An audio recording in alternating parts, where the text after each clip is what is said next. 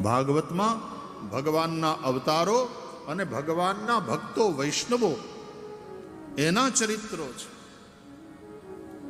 ભગવત ચરિત્ર અને ભગવદીયોના ચરિત્ર, આ ચરિત્રની જે ઊંચાઈ છે, શ્રી રામનો ત્યાગ જુઓ. ત્યક્ત્વા સુદુસ્ત્યજ સુરેપ્સિત રાજ્ય લક્ષ્મીમ. દેવતાઓ પણ જેને જોઈને લલચાય એવી રાજ્યલક્ષ્મીનો ચપટી બગાડતામાં ત્યાગ કરીને ભગવાન રામ વનમાં જતા રહ્યા. બાકી તો કળજુગમાં છોકરાઓ આવું થાય ને તો કોર્ટમાં જઈને સ્ટે લઈ આવે કે નક્કી થઈ ગયું તું મારું રાજ તિલક કરવાનું, પછી ઓવરનાઇટ ડિસિઝન ચેન્જ થઈ જાય, ના ચાલે. અમારી પાસે પાકી ખબર છે કે પેલી મંથરાએ કઈ માતાને ચડાવ્યા છે. આ મારી વિરુદ્ધ રચાયેલું ષડયંત્ર છે. કોર્ટમાં સીધો સ્ટે લઈ આવે. આ તો શ્રી રામનું ચરિત્ર છે. ખબર પડે છે કે માં કઈ એવું માગ્યું છે કે મારું રાજ તિલક નહીં, મારે 14 વર્ષ વનમાં જવાનું અને ભાઈ ભરતનું રાજ તિલક કરવાનું છે. સાંભળીને ભગવાન રામ રાજી થઈ જાય છે. માં કઈને પગે લાગીને કહે છે કે મારું કેવું પિતાજીએ ન માન્યું હોત, પણ मां तेरी बात को पिताजी टाल नहीं सकते, तूने ये बहुत अच्छा किया. सुनु जननी सोई सुत बड़ भागी, जो पितु मातु बचन अनुरागी. तनय मातु पितु तोष निहारा, दुर्लभ जननी सकल संसारा. गण मिलन विषेखी बन सब ही भांति हित मोर, तेहि मह पितु आयसु बहुरी सम्मत जननी तोर. रामजी मां कई ने कहे છે, હે માં, માતા પિતાને પ્રસન્ન કરનારો પુત્ર સંસારમાં દુર્લભ છે. મને તારા એવા પુત્ર હોવાનું ગૌરવ પ્રાપ્ત થઈ રહ્યું છે. આજે હું માતા પિતાની આજ્ઞાનું પાલન કરીશ. મારા માટે મારા મા બાપની આજ્ઞા સર્વોપરી છે.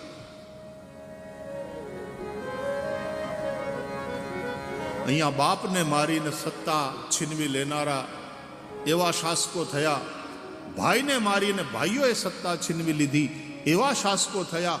ઇતિહાસ ગવાહ હૈ. ત્યારે શ્રી રામના ચરિત્રની ઊંચાઈ જુઓ. મારો ભાઈ ભરત રાજા થશે એનો મને આનંદ છે. ભરત પ્રાણ પ્રિય પાવહી રાજુ. અને માં તે મારા માટે જે વનવાસની વાત કરી એમાં તો મારું હિત છે, મારું કલ્યાણ છે. મારા કેટલા બધા ફાયદા ગણાવવા માંડ્યા રામ. મુનિગન મિલન વિષેખી બન સબહી ભાંતિ હિત મોર, તેહિ મહ પિતુ આયસુ બહુરી સંમત જનની તોર.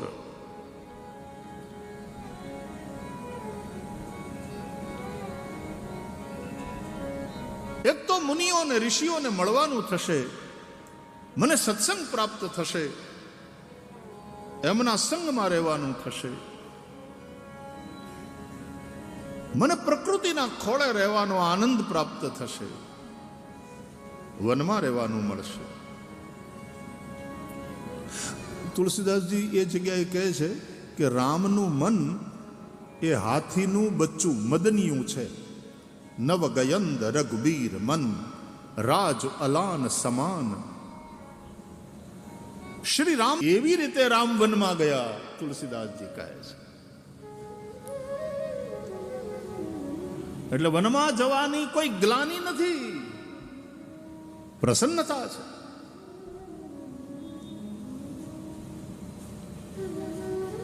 પ્રસન્નતામ યાન ગતાભિષેકતઃ તથા ન મમલે વનવાસ દુઃખતઃ મુખાંબુજશ્રી રઘુનંદનસ્ય મે સદાસ્તુ સા મંજુલ મંગલ પ્રદા. તુલસીદાસજી સંસ્કૃતમાં આવી રીતે શ્લોક લખી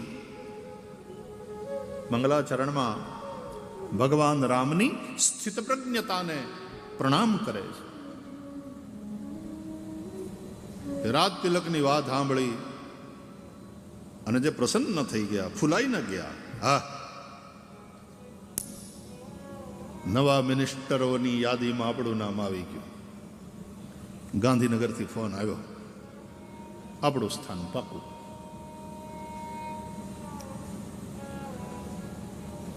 અથવા તો હવારના ઓથ ટેકિંગ સેરેમની સમયે નામ નીકળી ગયું એટલે મોઢું પડી જાય. હવારના પરમાં રામને કહેવામાં આવ્યું કે હવે તમારે રાજા નથી બનવાનું, વનમાં જવાનું છે. તો તથા ન મમલે વનવાસ દુઃખતઃ. અરે મારા ભાગે રાજ તો ન મળ્યું, પણ ઉલટાના વનના દુઃખ મારે સહન કરવાના. આ વાત સાંભળીને રામનું મુખ મ્લાન ન થયું. રાજ તિલકની વાત સાંભળી અને પ્રસન્ન ન થયા, અને વનવાસની વાત સાંભળીને રામ દુઃખી ન થયા. આવી ભગવાન રામની જે સ્થિત પ્રજ્ઞવાળી સ્થિતિ છે, ये चरित्र की ऊंचाई है साहब. વ્યક્તિત્વની એક ઊંચાઈ, વ્યવહારની એક શાલીનતા, અંદરની એક પરિપક્વ ભૂમિકા. ભગવદ્ ગીતામાં જેમ ભગવાન શ્રી કૃષ્ણ કહે છે, તુલ્ય નિંદા સ્તુતિર મૌની સંતુષ્ટો યેન કેનચિત અનિકેત સ્થિરમતિ ભક્તિમાન મેં પ્રિયો નરા.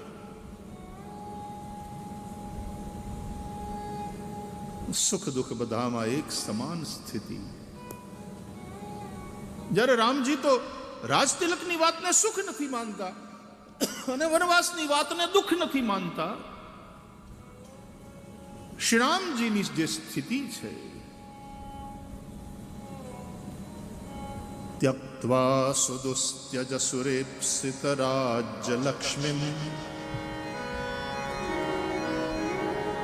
સુરેપ્સિત દેવતાઓ પણ જેની લાલચમાં ફસાય એવી રાજ્યલક્ષ્મી, અયોધ્યાની ચક્રવર્તીની સત્તા. રાજા દશરથ ચક્રવર્તી છે, રાજાઓના રાજા. એ સત્તા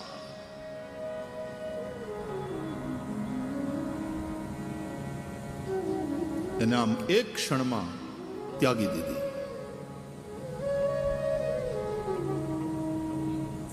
અને પાછું કેટલું પોઝિટિવ ચિંતન કે માં આમાં તો મને કેટલા ફાયદા. મુનિઓની સાથે રહેવાનું મળશે, સત્સંગ પ્રાપ્ત થશે, ડાયા માણસોની સાથે રહીશ એટલે મને કંઈક શીખવાનું મળશે, વનની અંદર મને મુક્ત વિહાર મળશે, જ્યાં દરેક પ્રકારે મારું હિત થશે. તેહિમઃ પિત્વાયસુ, પિતાજીની આજ્ઞાનું પાલન કરવાનું સૌભાગ્ય પ્રાપ્ત થશે. બહુરી સંમત જનની તોર, અને માં એમાં પછી તું રાજી. અને આ બધા કરતા પણ મને વધારે ગમતી વાત કોઈ હોય તો ભરત પ્રાણ પ્રિય પાવહી રાજુ. મારો ભાઈ ભરત રાજા થશે. ये राम है साहब, ये ऊंचाई देखो.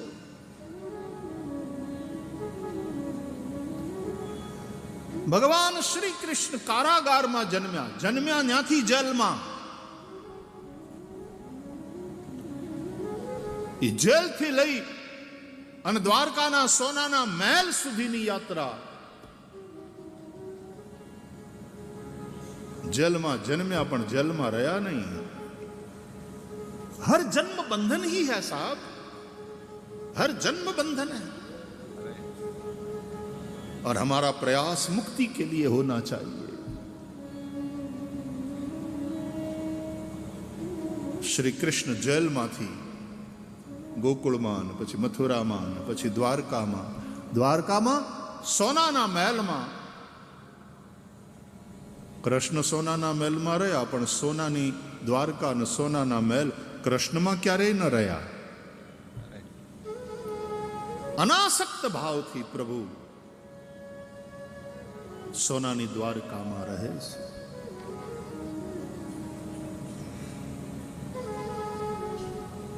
રાજા તો ઉગ્રસેન છે, પોતે રાજગાદી ઉપર નથી બેઠા, પણ સૌના હૃદયના રાજા શ્રી કૃષ્ણ છે. ઉગ્રસેનનું રાજ લોકો ઉપર, કૃષ્ણનું રાજ લોકોના હૃદય ઉપર.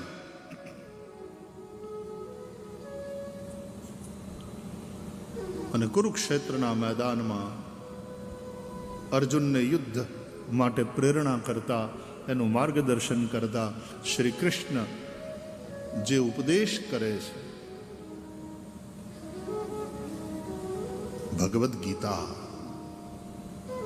એ શ્રી કૃષ્ણને જગતગુરુની શ્રેણીમાં મૂકી દે છે. કૃષ્ણમ વંદે જગતગુરુમ વસુદેવ સુતમ દેવમ કંસ ચાણૂરમર્દનમ દેવકી પરમાનંદમ કૃષ્ણમ વંદે જગતગુરુમ. રાજા રંતિદેવનું ચરિત્ર આપણે ભાગવતમાં સાંભળીએ છીએ. કેવી તપસ્યા, કેવી ઉદારતા.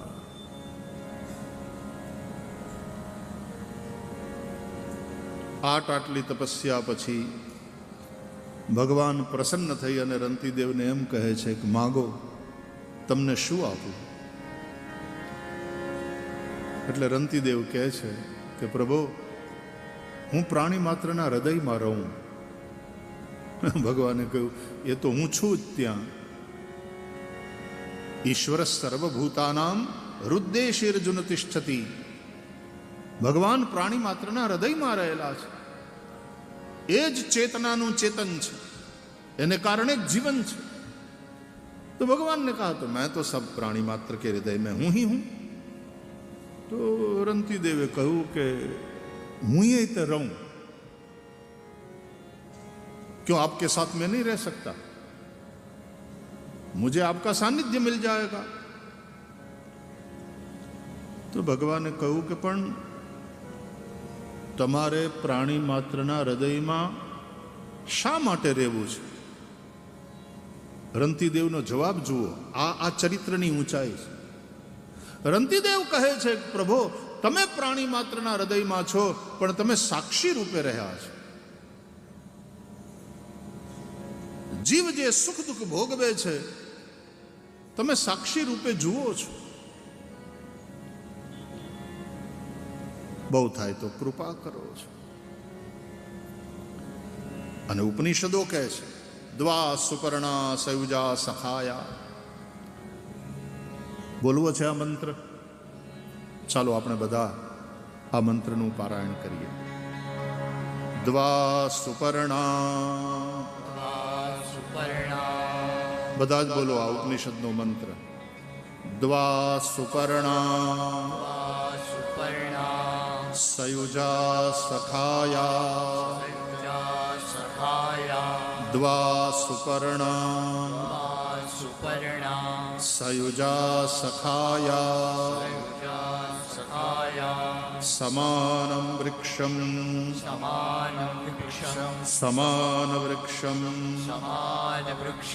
પરિશસ્વ જાતે તયોરન્યઃ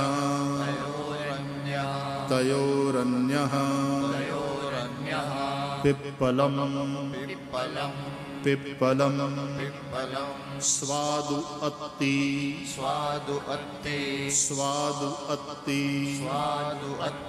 अनश्नन् अन्यः अभिचाकशीति.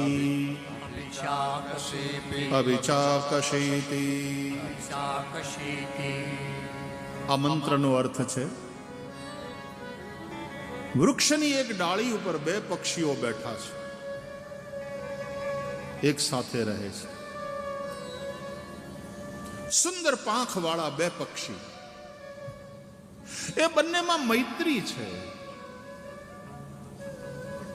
એક જ ડાળી ઉપર આ બે પંછી. एक डाल के दो पंछी। फर्क ये है कि उसमें से एक पंछी उस वृक्ष के फलों को खा रहा।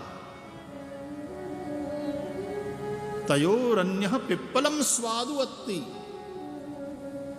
आ कયું વૃક્ષ? પીપળો. પીપળો ભગવદ્ ગીતાના 15મા અધ્યાય પુરુષોત્તમ યોગમાં ભગવાન શ્રી કૃષ્ણ એક અવિનાશી પીપળાની વાત કરે છે. ઊર્ધ્વમૂલમ અધઃશાખમ અશ્વત્થમ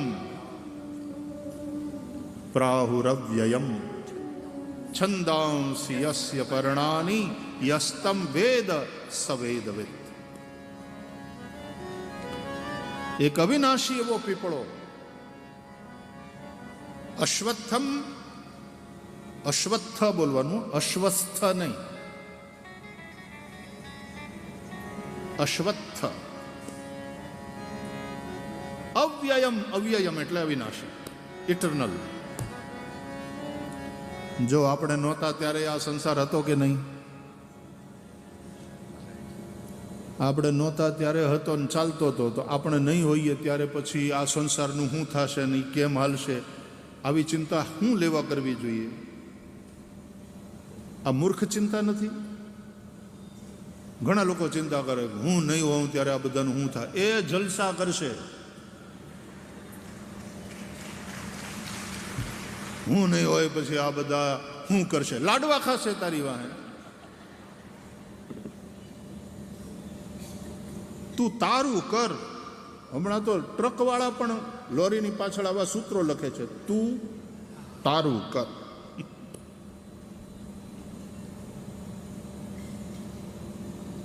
બહુ ચિંતા કરે ને, મારા ગયા પછી આ બધાનું શું થશે, ગુજરી ગયા પછી જો એવું થઈ શકતું હોય તો આમ આકાશમાંથી ફાંકું કરી, જેમ પડદાનું કપડું ફાડીને આપણે ન જોઈએ કે શું કરે ઓલી બાજુ બધા, એમ આકાશમાં આમ ફાંકું કરી અને ફાડી આકાશને અને જરાક મોઢું બહાર કાઢીને જોજે શું કરે બધા. પાર્ટી કરતા હશે, આનંદ કરતા હશે. તો આપણે ચિંતા લઈને બેઠા છીએ કે મારા પછી આ બધાનું શું થશે.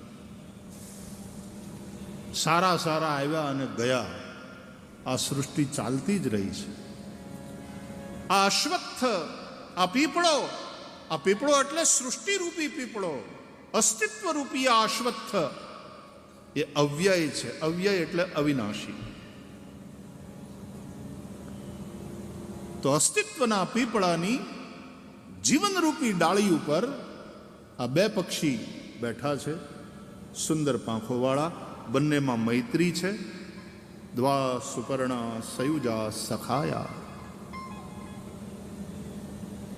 પણ બેમાં ફેર એ છે, ફર્ક એ છે કે તયોરન્યઃ પિપ્પલમ સ્વાદુવત્તિ. આ બેમાંથી એક પંખી આ ઝાડના ફળ ખાય છે. એ ફળ એટલે સુખ અને દુઃખ. એ ભોગવે છે. ખાય છે એટલે ભોગવે છે. એ ભોગવતો જાય છે. પોતાના કર્માનુસાર જે સુખ દુઃખ આવે એ ભોગવે છે. અનશ્નન અન્યઃ અભિચાકશીતિ.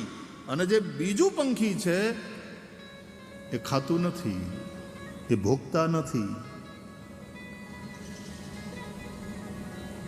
कुछ भी न खाते हुए वो दूसरा वाला पंछी वो खाने वाले पंछी को प्रेम पूर्वक देख रहा है. ये साक्षी છે. જે ફળ ખાય છે સુખ દુઃખ રૂપી ફળનો ભોગતા છે. કારણ કે સુખ દુઃખ એ ફળ છે. કોનું? આપણા જ કર્મોનું. અવશ્યમેવ ભોક્તવ્યમ કૃતમ કર્મ શુભાશુભમ. શુભ અશુભ જે કંઈ કર્મ કર્યા છે એ ભોગવવા પડે. ભાગ્યમાં લખેલું એ તો સૌએ ભોગવવું પડે. જ્યારે પરમાત્મા સાક્ષી ભાવે જુએ છે. પરમાત્મા ભોગતા નથી, કારણ કે પરમાત્માને કર્મ લેપતા નથી. એ બધું જ કરતો હોવા છતાં કશું જ કરતો નથી. એ કેવી રીતે? જેવી રીતે આ ઇલેક્ટ્રિસિટી અહીંયા છે તો આ રહ્યા દીવા, આ લાઇટ્સ છે તો પ્રકાશ આપે છે. આ રહ્યો પંખો, હવા આવે છે, હવા ફેંકે છે. આ રહ્યું લાઉડ સ્પીકર, અવાજને લાઉડ કરીને ફેંકે છે. ઇલેક્ટ્રિસિટી વિના કાંઈ થાય? આ પ્રકાશ કે આ સાઉન્ડ કે આ હવા, આ વિડીયો ચાલે છે, લાઈવ ટેલિકાસ્ટ થાય છે, આ બધું ઇલેક્ટ્રિસિટી વિના થઈ શકે? પણ ઇલેક્ટ્રિસિટી હકીકતમાં પોતે કાંઈ કરે છે? એના વિના કાંઈ નથી થતું, પણ એ પોતે કાંઈ કરે છે? ઘણીવાર કોકને આ બધું કરવા જતાં આમ શોક લાગે, અને શોક લાગે ને માણસ મરી જાય, તો ઇલેક્ટ્રિસિટીને એરેસ્ટ કરાય કે આ વીજળીએ મારી નાખ્યો આને. વીજળીનો ઝાટકો લાગ્યો એટલે એ મર્યો, એ વાત બરાબર, પણ તેથી કરીને ઇલેક્ટ્રિસિટીને કોર્ટમાં ઊભી ન કરાય.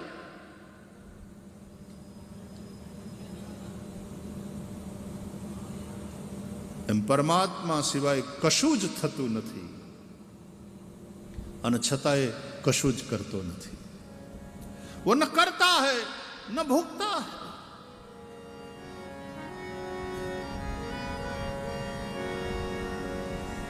એટલે ભગવાન કહે છે જન્મ કર્મ ચ મે દિવ્યમ, મારા જન્મ અને મારા કર્મ એ દિવ્ય છે. એનું રહસ્ય જે જાણે છે એ જ તત્વવેત્તા છે. તો પરમાત્મા બધું જ કરતો હોવા છતાં અકર્તા છે. રામચરિતમાનસમાં ભગવાન શિવ પાર્વતીને કથા સંભળાવતી વખતે આ વાત બહુ સ્પષ્ટ અને સરળતાથી સમજાવે છે.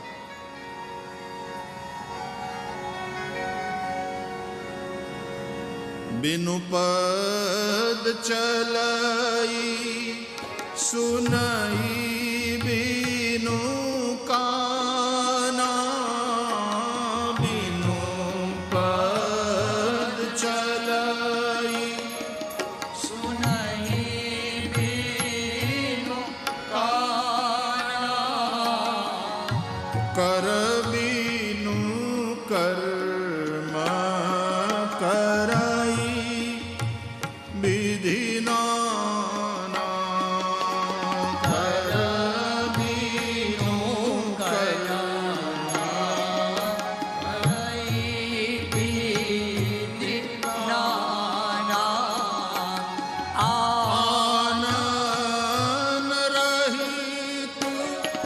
सकल रस भोगी,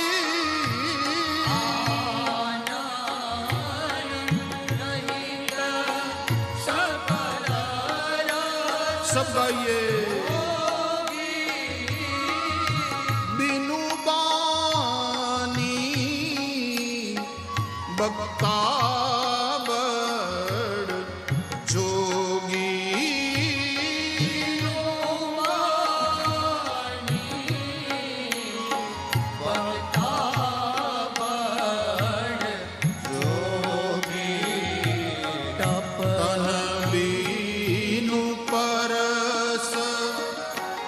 नयन बीनु देखा,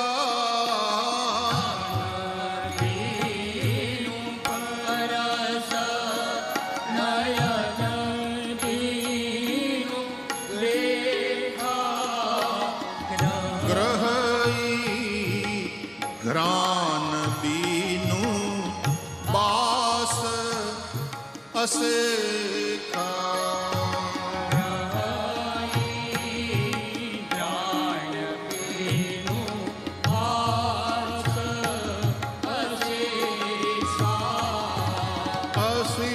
सब भांति अलौकिक करनी,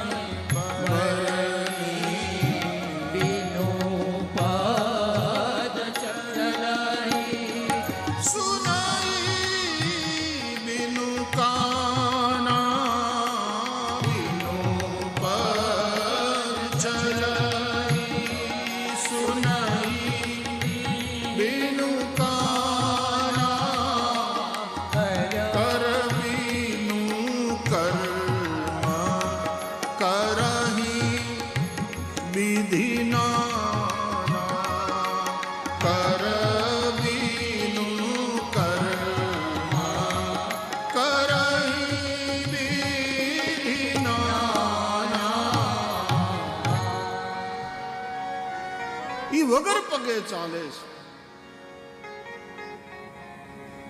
હાથ નથી અને કેટલા કામ કરે છે.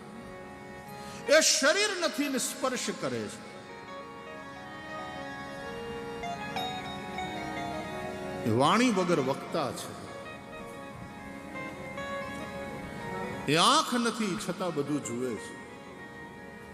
નાક નથી છતાં